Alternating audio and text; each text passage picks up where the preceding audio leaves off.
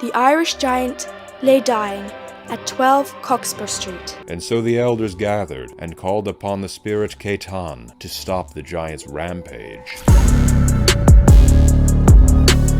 One of the legends that appears and then reappears in history books time and time again is the story of giants. No matter what language you speak, what culture you belong to, or what religion you follow, you've probably heard a story about a local giant when you were a child. Some people believe that giants once ruled the earth is just a myth, but is it really, when so many people and stories suggest otherwise? According to several Old Testament records, played the role of ancient monarch of the Amorites. In today's video, let's talk about the forgotten giants who may have once ruled the world. Number 1, the Nephilim. Giants who were hybrids of angel fathers and human mothers. That sounds made up, right? But according to the book of Genesis, they were real. A brief passage in chapter 6 of the book introduces them as the Nephilim. They were a race of giants. The text describes how the sons of God, which are considered fallen angels, took human wives. This resulted in the birth of giants called the Nephilim. The term Nephilim comes from the Hebrew word meaning to fall, suggesting they were the fallen. This brief mention in Genesis is expanded in the Book of Enoch, an ancient Jewish text not included in the Bible.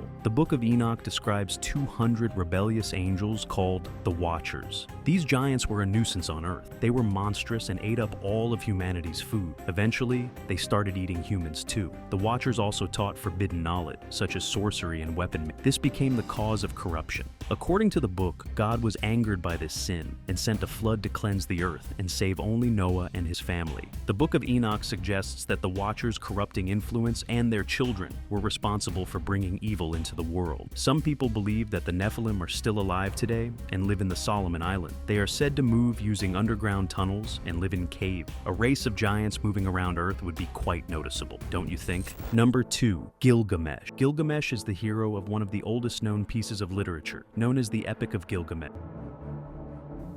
Many ages ago, when the ancient gods ruled the world, there was a mighty Sumerian king named Gilgamesh. He was also the semi-mythical king of Uruk, a city in ancient Mesopotamia. The epic tells the story of Gilgamesh's hunt for immortality after the death of his close friend, Enkidu. It dates back to between 2150–1400 BCE. Grieving over his friend, he realized that he too is mortal and began a journey to find immortality. Along the way, he met a scorpion man and a wise tavern keeper, both of whom tried to stop him, but Gilgamesh refused to give up. He learned that Utnapishtim had eternal life and lived on an island across the waters of death. Gilgamesh sailed there and met Utnapishtim. He told Gilgamesh that humans are meant to die and cannot become immortal. Gilgamesh finally accepts the fact that it is death. This is why he returned to Uruk. Standing by its great walls, he understood that his true legacy lies not in living forever, but in the deeds he does for his people and his God. Gilgamesh's historical existence is supported by inscriptions that mention him building the walls of Uruk, and his name is found in the Sumerian kinglet. His father was the priest king Lugalbanda, and his mother was the goddess Ninsun. This made him a demigod. He ruled Uruk around the 26th century BCE. Later kings, such as Shulgi of Ur, claimed him as an ancestor to elevate their status. We don't know if he was real or not, but at least the kings like Shulgi get to boast about him being their ancestor. Number 3, the Patagonia. The idea of giant people living in Patagonia started with the Italian explorer Antonio Pigafetta in the 1520s. He was a member of Ferdinand Magellan's crew. Pigafetta described meeting a giant man on the shores of Argentina. In a detailed account, he said he saw a dancing and leaping giant on the shores of Argentina. Now, Magellan wasn't one to take all the glory for himself, so instead, he selflessly sent a poor crew member over to the gallivanting giant to make contact. The giant was so tall that the European sailors only reached his waist. Magellan called them Patagoni, which might come from the word for foot. This was because their large moccasins left big footprints in the snow. Some think the name came from a character. The sandals that are twice the size of the largest modern shoes. Well, it is clear that an enormous effort has been made to hide or destroy this evidence.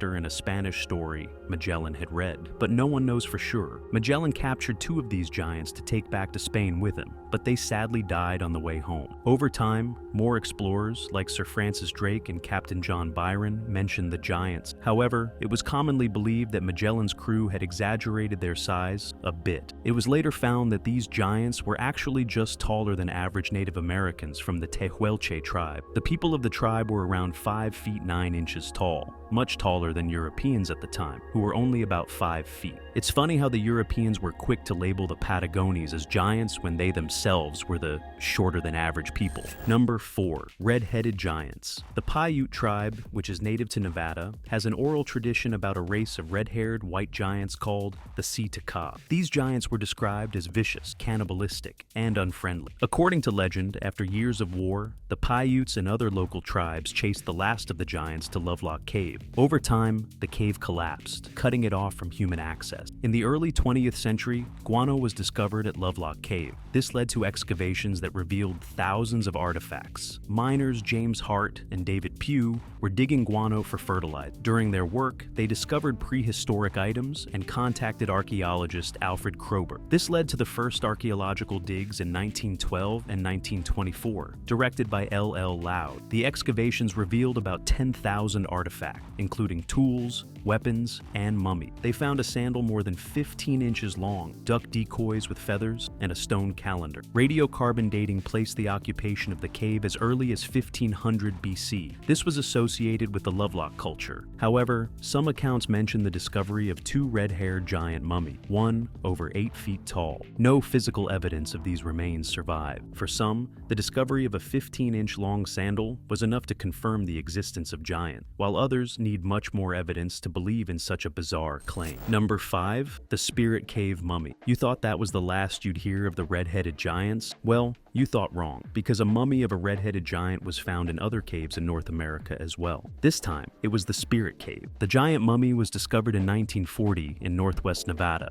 It is the oldest known mummy in North America and dates back 10,600 years. The mummy was found wrapped in a rabbit skin blanket and reed mats and wearing moccasins. The mummy was then forgotten until 1996. In 1997, a legal battle followed over its ownership. The Paiute Shoshone tribe believed the remains should be returned due to cultural ties. The U.S. government wanted the remains for scientific research. They cited the Native American Graves Protection and Repatriation Act, which gives tribes control over cultural items and remains. DNA testing confirmed that the mummy was connected to the indigenous people of North and South America. As a result, the remains were returned to the Paiute Shoshone tribe in 2016. Number 6. Goliath. Goliath is a figure from the Bible. More specifically, it is from the story of David and Goliath in the first book of Samuel. He was a giant warrior from the Philistine army and was known for his incredible size and strength. According to the story, Goliath stood over 9 feet tall and wore heavy armor. This made him nearly unbeatable in battle. For 40 days, Goliath challenged the Israelites to send out a warrior to fight him in single combat. The Israelites were terrified of him,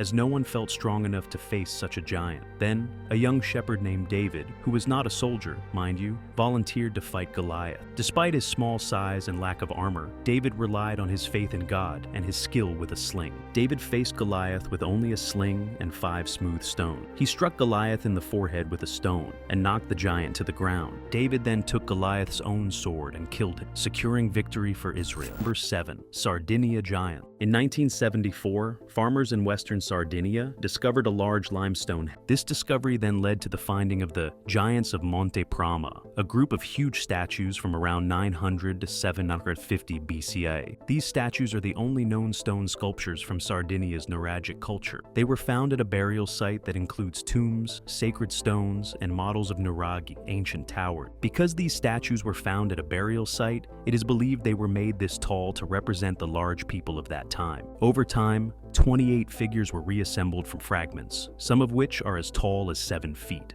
Today, at least 80 statues are known to have been found. The statues represent 3 main types: boxers, archers, and warriors. The largest, a boxer named Menedu, is currently on display. The exact purpose of the statues is not known. The statues may have marked graves, been part of religious rituals, or represented initiation rites for young men into military life. There are giant, unexplained graves all over Sardinia. These graves certainly don't help the rumors about giants that once lived there. Oh, and did you know that in 1901, it was reported that 4 9-foot skeletons were found there? Interesting, huh? What's even more interesting is that all that evidence has now disappeared. Number 8, Kandahar Giant. Just like any other war, soldiers who returned home from the Afghanistan war also brought back stories to share. During the war, several soldiers reported seeing huge humanoid figures. This led to the stories of the giants of Afghanistan. One famous story is about the Giant of Kandahar. It is described as a 13-foot tall creature with red hair, 6 fingers, and 2 rows of teeth. The giant was said to have killed a soldier before being shot by special forces. Other stories include the Giant of Kunar, which was seen by a soldier through a thermal scope in 2008-2009, and 3 12-foot giants spotted by a drone operator. These giants were seen doing things like tending fires and walking in the mountain. I guess the giants also have to work to survive somehow. Number 9, the unknown. In 1833, a group of Mexican soldiers digging a foundation at an army outpost in Lompoc, California, discovered a giant human skeleton. The skeleton was 12 feet tall and had double rows of teeth on its upper and lower jaws. It was found under a layer of cemented gravel. The skeleton was surrounded by burial items like carved shell, large stone axes, and blocks with strange symbols. A local priest was called to examine the item. Despite knowing several languages, he could not understand the script and only referred to Bible passages about giants. But the nearby Native Americans were not so naive. They recognized the bones as belonging to the Alhegawi, a race of giants. According to them, the Alhegawi had once inhabited the land before being wiped out in a great war. The tribe's shaman requested that the bones be given to them. He believed that the giant's spirit would give them strength. The commanding officer was in no mood for an uprising, so he decided to have the priest bury the bones and artifacts in a secret location to keep the peace. Number 10, the Fomorians. The Fomorians are a race of supernatural giants in Irish mythology. They are often painted as monstrous and hideous. They are sometimes described as one of the earliest races to invade and settle in Ireland. In many accounts, the Fomorians are said to have power over destructive forces in nature, like storms and flood. Some scholars believe they represent these natural forces as creatures. The name Fomorian has set off some debate among scholars. One theory suggests that fo means below or beneath, and mor could refer to the sea.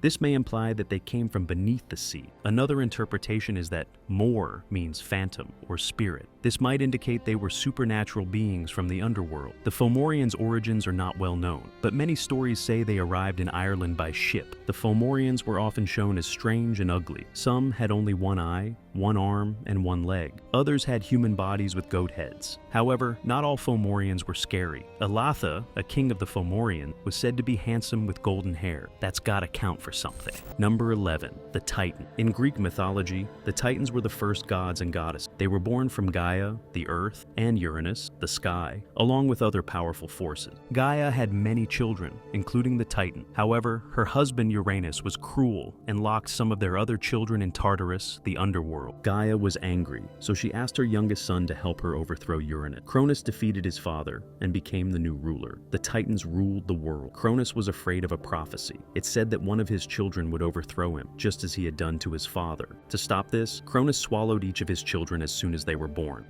Up next is Mnemosyne. Mnemosyne, her name meaning memory, was the personification of memory.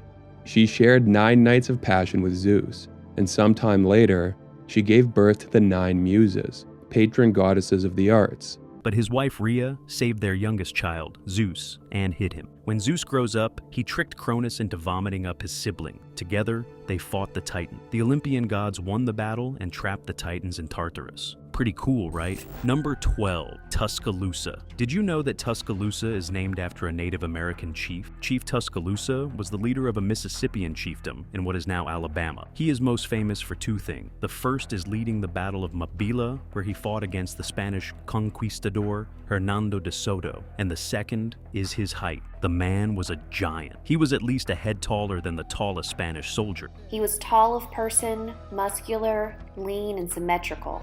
He was the suzerain of many territories and of numerous people. He was nearly 7 feet tall. Tuscaloosa's main settlement, Atahachi, was where he first met Hernando de Soto. When de Soto's men demanded porters and women for their camp, Tuscaloosa refused. However, he offered them supplies in his vassal town of Mabila. De Soto then took Tuscaloosa hostage. They set off for Mabila on October 12th and arrived 6 days later. Tuscaloosa was taken hostage by the Spanish as they passed through his territory. While at Mabila, he organized a surprise attack on his captors, but he was ultimately defeated. Mabila was a small fortified village with a palisade and bastions at each corner. De Soto chose to camp inside the walls with his supplies. This decision proved disastrous. After the battle, both sides retreated, and Tuscaloosa and his people left their destroyed village. They traveled north to settle near the falls, where the town of Tuscaloosa is now located. Number 13, Habamock. A long time ago, the Quinnipiac people believed in a stone giant named Habamock. He was huge, and his footsteps shook the ground. His voice was as loud as thunder. Habamock was a hero to the Quinnipiac. He taught them how to hunt, fish, and respect the land. At that time, all people, animals, and birds could speak the same language. One day, Habamock left in his canoe to teach other people. While he was gone, the animals, birds, and humans stopped understanding each other, and fear grew. When Habamock came back, he was angry and stamped his foot so hard that the Connecticut River changed direction. Upset, he left the land. Years later, a young boy named Blackbird went into the forbidden forest and saw Habamock. The giant was mad and chased Blackbird. Blackbird ran back to his village and asked the elders for help. And so the elders gathered and called upon the spirit Caitan to stop the giant's rampage. The elders called on a good spirit named Caitan, who cast a spell that made Habamock fall into a deep sleep. Habamock still sleeps today under the hills in Hamden, Connecticut. It is said that one day he will wake up when the spell wears off. Let's all hope that the day never comes. Number 14, the Irish giant Charles Byrne. Charles Byrne, known as the Irish giant, was born in 1761 in Littlebridge, Ireland. He had gigantism and acromegaly, conditions caused by a benign tumor in his pituitary gland, which made him grow to 7'7" tall. But this, of course, wasn't known at the time. He was simply a giant to the people. Byrne toured Britain as a curiosity and became a popular figure in London in 1782. However, he faced financial troubles and health issues related to his gigantism, which likely contributed to his early death. In June 1783, at the age of 22, the Irish giant lay dying at 12 Cockspur Street. At the age of 22, while dying in 1783, Byrne requested that his body be buried at sea to prevent surgeons from dissecting. Despite his wishes, anatomist John Hunter paid to have Byrne's body stolen and displayed his skeleton at his London museum. For over 200 years, Byrne's skeleton remained a popular exhibit at the Royal College of Surgeons Hunterian Museum. However, in 2023, after years of ethical debate and public outcry, the museum announced that Byrne's bones would be removed from display and stored for research purposes. This decision came after a long campaign by scholars advocating for the respect of Byrne's wishes. Number 15, Paul Bunyan. Paul Bunyan is an iconic figure in American folklore. He is the giant lumberjack. He was immense in size, needing 5 full-grown storks working overtime to deliver him to his parents. Who was delivered to his parents by 5 huge storks as an infant. But the legend was inspired by a real person, Fabien Fournier. He was a French-Canadian lumberman. Fournier worked as a foreman in Michigan after the Civil War. He was known for his large build and strength. This earned him the nickname Saginaw Joe. He was rumored to have 2 sets of teeth and could even use them to bite off hunks of wooden rail. He also had a reputation for drinking and fighting. Fournier was murdered in 1875. His death led to stories of his larger-than-life persona, which spread across logging camps in Michigan, Minnesota, and Wisconsin. Over time, Fournier's legend merged with that of another French-Canadian lumberman, Bunyan, whose name evolved into Bunyan. The first Paul Bunyan story appeared in 1906, and by 1912, the character gained national fame through poems and an advertising campaign by the Red River Lumber Company. And that's how we got the iconic Paul Bunyan. Number 16, King Og of Bashan. Og was a giant and the king of Bashan. This was a region east of the Jordan River and is now known as the Golan Heights in Syria. The Bible says Og was very large. His bed was 13.5 feet long and 6 feet wide. He ruled a fertile land known for its livestock and oak trees.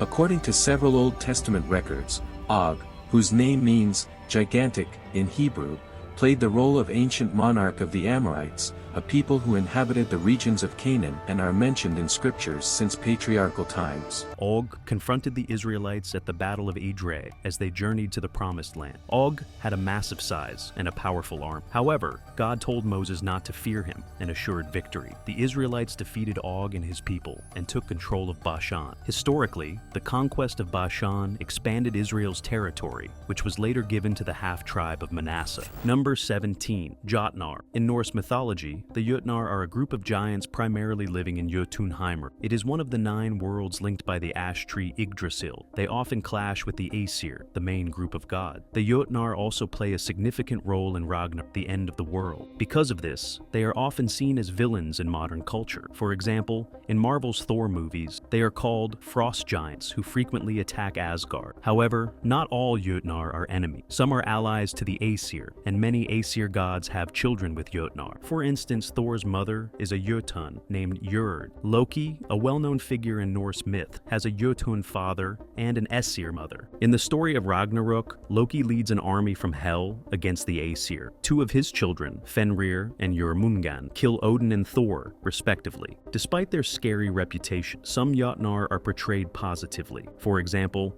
Gunnlod is described as a good woman in Habamock. Gerdur is so beautiful that Freyr gives up his magical sword to marry her, a choice that ultimately leads to his death during Ragnarok at the hands of another Jotun named Surtur. The relationships between the Aesir and Jotnar are complex. While they often fight each other, they also intermarry and have children together. Number 18. Väinämöinen. Väinämöinen is an important figure in Finnish folklore. He is often seen as a hero, wizard, shaman, and even a god. He is the main character in the Kalevala. According to the Kalevala, Väinämöinen is the son of Ilmatar, a demi-goddess. His birth is unique. Ilmatar floated in the sea for 700 years before giving birth to him as an elderly man with a white beard. While she was in the water, she helped create the world. A duck laid eggs on her knees, and when the eggs fell into the ocean, they transformed into parts of the earth and sky. After his birth, Väinämöinen explored an island but found it barren. He then asked Pellervoinen to help him sow seeds across the land. This led to the growth of forests and fields. Throughout his life, he had many adventures, including a duel with his rival Youkahainen and the creation of the kantele, an ancient Finnish harp. In his final adventure,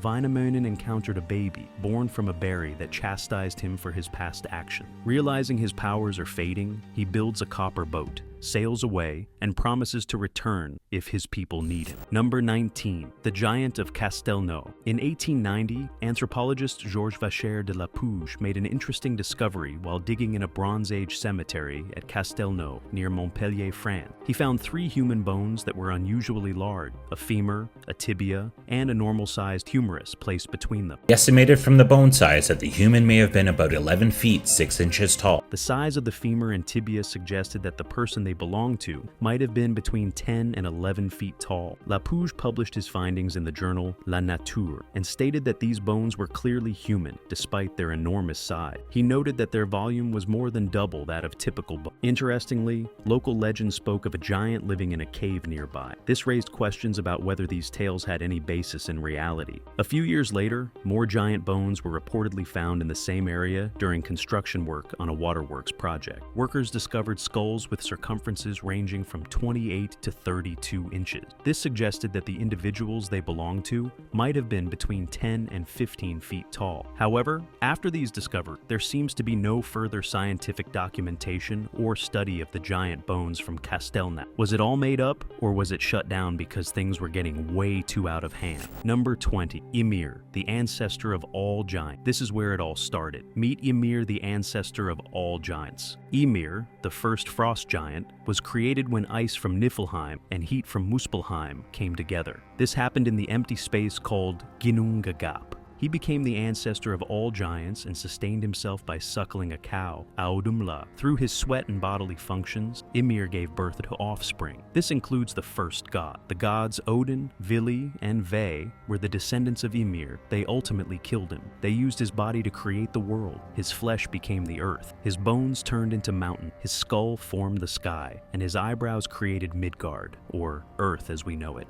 His blood then flooded the world and wiped out other giants. All died except for one couple who survived and repopulated the giant. And that's all for today. Were you aware of all the giants we talked about today? I bet you didn't know all of them. Which one was your favorite? Comment down below and let us know. Don't forget to like, share, and subscribe if you haven't already. See you in the next video. Goodbye.